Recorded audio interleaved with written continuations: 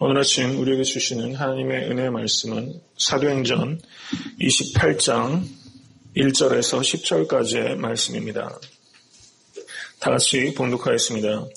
우리가 구원을 얻은 후에 안즈 그 섬은 멜리데라 하더라. 토인들이 우리에게 특별한 동정을 하여 비가 오고 날이 참에 불을 피워 우리를 다 영접하더라. 바울이 한 뭇 나무를 거두어 불에 넣으니 뜨거움을 인하여 독사가 나와 그 손을 물고 있는지라. 토인들이 그 짐승이 그 손에 달림을 보고 서로 말하되 진실로 이 사람은 살인한 자로다. 바다에서는 구원을 얻었으나 공의가 살지 못하게 하심이로다 하더니 바울이 그 짐승을 불에 떨어 버림에 조금도 상함이 없더라. 그가 붙든지 혹 갑자기 엎드러져 죽을 줄로 저희가 기다렸더니 오래 기다려도 그에게 아무 이상이 없음을 보고 돌려 생각하여 말하되 신이라 하더라. 이 섬의 제일 높은 사람 보블리오라 하는 이가 그 근처에 토지가 있는지라. 그가 우리를 영접하여 사흘이나 친절히 유숙하게 하더니 보블리오의 부친이 열병과 이질에 걸려 누웠거늘 바울이 들어가서 기도하고 그에게 안수하여 낫게 하매 이러므로 섬 가운데 다른 병든 사람들이 와서 고침을 받고 후한 예로 우리를 대접하고 떠날 때에 우리 쓸 것을 배에 올리더라. 아멘.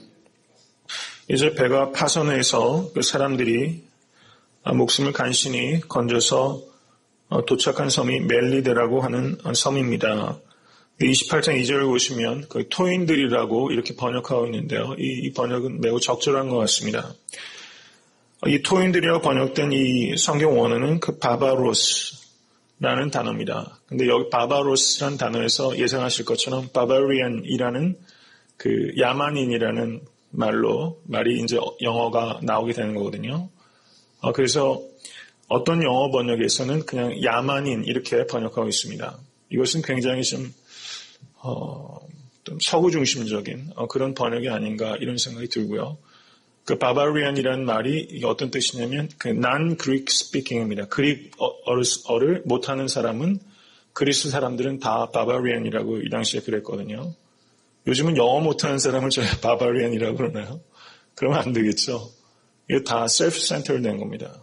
그리스어를 못하는 사람들은 야만인이다 이렇게 말했고 그 당시에는 그리스 사람과 그 다음에 non-Greek, 바바리안 이렇게 구분하는 것이 있었고 또 하나는 유대인과 반유대인 이런 구분들이 있었던 것이죠. 중국 사람도 중화사상 이런 게 있지 않습니까?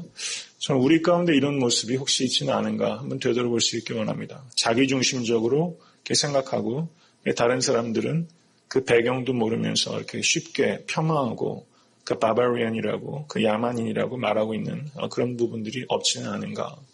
이런 부분들을 한번 되돌아보게 됩니다. 그래서 여기서 저는 이것을 native라고 영어에서 번역하고 있거든요. NIV나 RSV 같은 경우는 the natives라고 이렇게 번역하고 있습니다. 그런데 NLT는 barbarian이라고 번역하고 있어요. 그래서 저는 여기서 토인들이라 번역한 거는 매우 섬세하게 번역했다 이렇게 생각이 됩니다. 이 토인들이 여기 보시면 그 특정한 그 동정을 했다. 특별한 동정. 저는 이 말을 좀 생각할 수 있게 원합니다. 특별한 동정을 했습니다. 섬의 사람들이 어떻습니까? 막 그냥 뗏목 같은 거 이런 거에 의존해가지고 간신히 섬에 이제 올라왔죠. 날이 춥고 비가 오기까지 했습니다. 그랬더니 이 토인들이 야만인이 아니었어요. 그냥 그 사람들 200몇 명이나 되는 사람 거기에 험악한 제스처도 있으니까 경계하고 그럴 가능성이 훨씬 높은데 이 사람들이 불을 피워서 그 사람들을 맞이했다는 것은 이 사람들이 배움이 깊지 못할지 모르더라도 훨씬 문명인이라는 것을 보여주는 것입니다. 특별한 동정의 사람이 되실 수 있게 되기를 바랍니다. 특별히 28장 7절을 보시면 또 이 섬의 제일 높은 사람 보블리오가 우리를 영접해서 친절히 유숙하게 했다 이런 말을 볼 때 지금 그 누가는 이 사도행전을 기록한 누가가 이 토착인들에 대해서 받았던 그 임프레션이 굉장히 좋았던 거죠. 특별한 친절의 사람이었습니다. 그러니까 extraordinary kindness가 있던 사람이었어요. 굉장히 특별한 친절의 사람. 저는 우리 성도님들 가운데 이런 분들이 참 많으신 것 같아요. 특별한 친절. 특별히 이민 땅에서 살아가면서 우리가 큰 호의보다 어떤 의미에서는 작은 호의가 사람을 살릴 때가 참 많이 있습니다. 그래서 이번 한 주간은 특별한 친절의 한 주간이 되시기를 간절히 바랍니다. 그 한국에 아마도 이동원 목사님 말이신 것 같아요. 제가 어떤 글을 좀 봤는데요. 이동원 목사님이 예전에 워싱턴 지구촌 교회에 계셨었죠. 거기서 성경 공부를 인도할 때 최선의 삶이라는 코스가 있었는데 그 성경 공부 중에서 과제 하나가 이런 거였답니다. 저는 앞으로도 좀 저희 교회도 이렇게 좀 프랙티컬한 좀 엑서사이즈를 좀 했으면 좋겠다는 생각이 드는데요. 이동원 목사님이 과제를 냈는데 10불 이내로 친절을 베풀 것, 이런 과제를 냈다는 거예요. 10불 이내로, 단 10불 이내로. 그런데 한 자매님이 보고서를 이렇게 정성껏 써왔습니다. 그 내용인 즉슨 이런 것입니다. 아침 일찍 일어나서 보통은 남편에게 한 번만 입 맞춰주는데 그날은 여보 잘 갔다 오세요 하면서 2번 입 맞춰줬다는 것입니다. 그리고 아들이 학교 갈 때 아들의 도시락에다가 엄마는 너를 사랑한다. 엄마와 아빠는 너를 사랑한다. 너는 특별한 하나님의 선물이다. 이렇게 메시지를 하나 넣어줬답니다. 그리고 슈퍼마켓에 가니까 휠체어를 탄 여인이 있어서 문을 열어주고 먼저 들어가게 했답니다. 그리고 카운터에서 일하는 그 사람에게 보통 때 같으면 감사합니다. 한 번 말하는데 그날은 정말 감사합니다. 라고 3번이나 말했답니다. 그리고 오후에는 목사님께 편지 하나를 썼답니다. 저는 이 부분이 감동이 됩니다. 목사님 목회에 얼마나 수고 많으세요 하면서 카드 하나를 목사님께 보냈답니다. 그리고 오후에 자기 옆집에 사는 미국 노인에게 독거노인인데 습을 하나 만들어 가서 국을 하나 전달하고 왔답니다. 그리고 학교에서 돌아온 아들 그리고 딸을 데리고 나와서 공놀이를 해주면서 놀았답니다. 그리고 남편이 돌아오니까 수고 많이 했다고 더 친절하게 남편을 맞아줬더니 온 집안이 밝고 환해진 것 같다. 이렇게 말했답니다. 그리고 그날 하루 되돌아보니까 10불 중에서 8불밖에 안 썼다고. 굉장히 평범한 일상입니다. 서로 성도님들 섬기시는 모습을 보면 이보다 훨씬 친한 그 특별한 친절을 베푸시는 분들을 제가 너무나 많이 볼 수 있어서 감사한데요. 어쨌든 오늘 한번 이걸 한번 엑서사이즈 한번 해보시죠. 10불 이내로 좀 주변 분들에게 좀 친절을 베푸셔서 오늘 하루를 마감하실 때 좀 하나님께 주시는 그런 특별한 아주 기쁨이 충만하실 수 있게 되기를 간절히 소원합니다. 28장 3절을 보시기 바랍니다. 바울이 한뭇 나무를 거두어 불에 넣으니 저는 이것을 좀 저한테 좀 적용하게 됩니다. 지금 어떻습니까? 바울이 상당한 정도의 존경을 받아서 바울은 나뭇가지를 자기가 직접 가져오지 않아도 됐을지 모릅니다. 토인들이 또 도와줬죠. 그런데 바울은 어떻습니까? 자기가 직접 나무를 막 모아가지고 게더링 했다는 겁니다. 모아가지고 불에 넣었다는 것입니다. 그러니까 바울은 작은 일을 하찮게 여기는 사람이 아니고 매우 프랙티컬하면서 매우 솔선수범하는 사람이라는 것을 알 수 있습니다. 내가 하는 일이 작은 일이라고 부끄러워해서는 안 되는 것입니다. 작은 일을 하지 못하는 것을 부끄러워해야 되는 것입니다. 교회 내에서도 다른 사람 손이 안 가는 일들, 또 다른 사람의 손길이 미치지 못하는 그 연약한 지체들을 살피는 일이 어떤 의미에서는 가장 큰 일이라고 생각이 됩니다. 교회에서도 이렇게 어텐션을 받지 못하는 지체들, 새로운 지체들 여러 계십니다. 오래 계셔도 주목에서 이렇게 벗어나 계신 분들도 있거든요. 이렇게 작은 한 사람을 잘 돌보는 섬김이 가장 큰 섬김이라고 생각이 됩니다. 이렇게 나무를 거두어서 불에 넣는 이런 솔선수범이 있다면 그곳이 천국이 될 거라고 생각이 됩니다. 그런데 불에 넣을 때 그 나무단 안에 독사가 하나 있었던 거예요. 독사. 여기에서는 이제 독사라고 이제 번역을 했는데 이것은 좀 여러 가지로 생각을 할 수가 있습니다. 독사가 나와서 그 손을 물고 있는지라 이렇게 되어 있는데 여기에서는 그 바이트한 걸로 보이잖아요. 물고 있었다. 근데 성경 원어는 카사프토라는 단어인데 이것은 묶었다는 뜻입니다. 묶었다. 그러니까 어떻습니까? 어떤 번역은 이렇게 되어 있어요. Fasten on his hand. 그러니까 손목 주변으로 감고 있었다. 이렇게 번역하는 번역이 있고요. NIV나 RSV. 그런데 beat him on the hand 이렇게 손을 물었다 이렇게 번역하는 번역도 있어요. 그러니까 두 가지가 다 가능하다는 거죠. 실제 이 독사가 손목을 감았는 정도일 수도 있겠고 실제 물 수도 있었고 어쨌든 여기서 강조가 되는 것은 실제 물렸던 안 물렸던 일반적으로 물렸다고 이렇게 이해하는 게 그 보편적인 이해이긴 하지만 매우 당황스러운 상황이 벌어졌다는 것입니다. 그런데 사도 바울은 어떻습니까? 마치 아무 일도 없었던 것처럼 그것을 툴툴툴 털어가지고 그냥 뱀을 그 불에다 떨어뜨리게 되는 것이죠.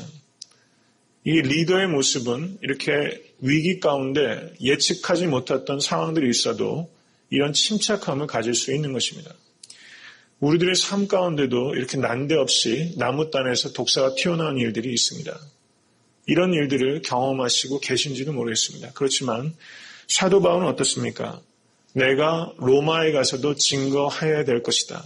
언약의 말씀이 있기 때문에 사도 바울은 이런 한가운데서도 그런 침착함을 잃지 않고 있는 것이죠. 이런 침착함과 담대함을 가지실 수 있게 되기를 간절히 바랍니다. 그때 28장 4절에 사람들이 말합니다. 그 손에 달림을 보고 서로 말하되 진실로 이 사람은 살인한 자로다라고 말합니다. 바다에서는 구원을 얻었으나 공의가 살지 못하게 하심이로다 하더니 그런데 이 사람이 28장 6절을 보시면 또 어떻게 말합니까? 아무 이상이 없는 것을 보고 신이라 하더라. 이게 사람의 모습이라는 겁니다. 한 사람을 놓고서 불과 짧은 기간에 어떤 상황들 속에서 쉽게 판단하고 살인한 자라고 얘기를 하고 조금 지나선 또 신이라 얘기하고 저는 여기에 누가가 이것을 기록하면서 조금 누가가 좀 재미있게 생각했던 것 같아요. 조금 전에는 살인한 자로다. 조금 후에는 신이라도다. 이 사람의 호들갑이 이 안에 있는 것이죠. 우리도 사람을 너무 쉽게 빨리 판단합니다. 우리가 그것만 하지 않으면 아마 관계가 훨씬 나아질 것입니다. 사람을 판단하지 않으실 수 있게 되기를 바랍니다. 보통 되게 판단할 때는 그 사람을 객관적으로 판단하지 않습니다. 나한테 잘하면 좋고 나한테 잘못하면 아주 나쁜 사람이고 그 평가 자체도 우리는 심판자가 아니라 형제라고 제가 말씀드렸죠. 그 로마서 말씀이. 그런데 우리가 그것도 그 판단조차도 그 나의 중심으로 내 이익에 부합이 되면 칭찬하고 이익에 부합이 안 되면 또 쉽게 폄하하는 모습을 많이 발견할 수가 있습니다. 우리가 사람을 함부로 신이라고 해서도 안 될 노릇이고 살인하는 자라고 해서도 안 될 노릇인 것입니다. 사람을 판단하는 잘못을 범하지 않게 되기를 간절히 바랍니다. 이제 28장 8절을 보시면 이제 보블류의 부친이 그 열병과 이질에 걸려 누웠다라고 이렇게 말하고 있는데요.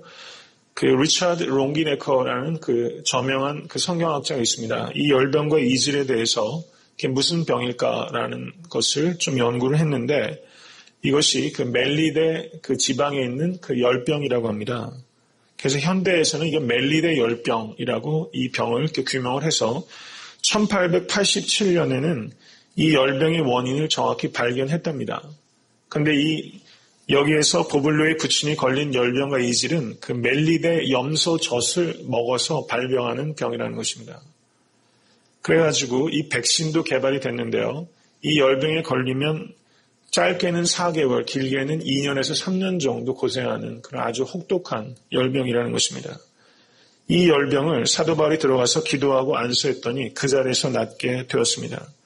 그리고 28장 9절을 보시면 그 일이 사람들에게 크게 놀람이 되어서 섬 가운데 다른 많은 병든 사람들이 와서 고침을 받았다라고 기록하고 있습니다. 그런데 어떻습니까? 지금 사도 바울 옆에 누가 있죠? 누가가 있는 것입니다. 근데 누가가 직업이 뭐죠? 닥터죠. 그러니까 지금 저는 여기서 굉장히 아름다운 장면이 벌어지고 있다고 생각이 됩니다.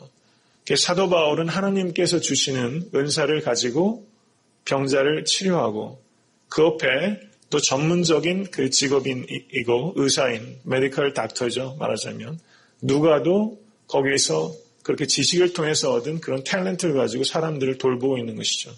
참 아름다운 모습인 것 같습니다. 근데 교회에서도 이런 영적인 은사와 그리고 또 많은 학문과 또 수련을 통해서 얻은 은사들이 이렇게 상식과 영성이 그 조화가 돼서 사람들을 섬기는 모습이 참으로 귀한 것입니다. 제가 며칠 전에도 사도행전 말씀을 드리면서 이 바울의 리더십을 얘기하면서 성령의 사람이면서 동시에 상식의 사람이라는 것입니다.